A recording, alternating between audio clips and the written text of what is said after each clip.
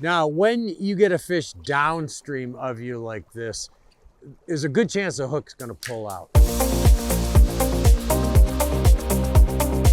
Best thing to do is try to lead it over into the calmer water by moving your rod off to the side you want the fish to come to.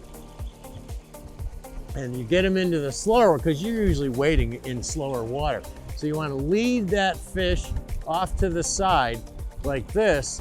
And if he goes back into the fast water, just try to lead him back by pulling your rod off to the side, because the fish has to go the direction his head is pointed.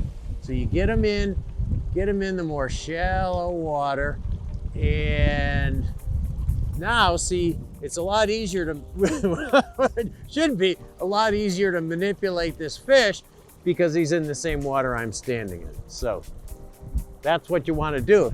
You don't want to fish downstream of you if you can help it. If you could run downstream and get downstream of the fish and make him fight upstream, that's great. Here, I can't do that or I'm going swimming.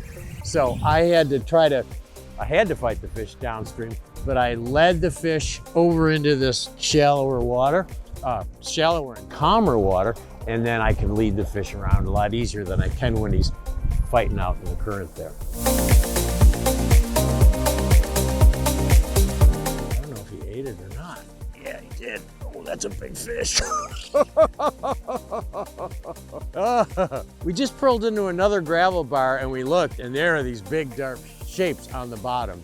And first cast, this big rainbow just sidled over. The water was so slow, I couldn't really tell if the fish was taking it, but the dry fly just started to move a little bit. And I took a chance and set the hook, and there he was. So beautiful, big, beautiful, fat rainbow.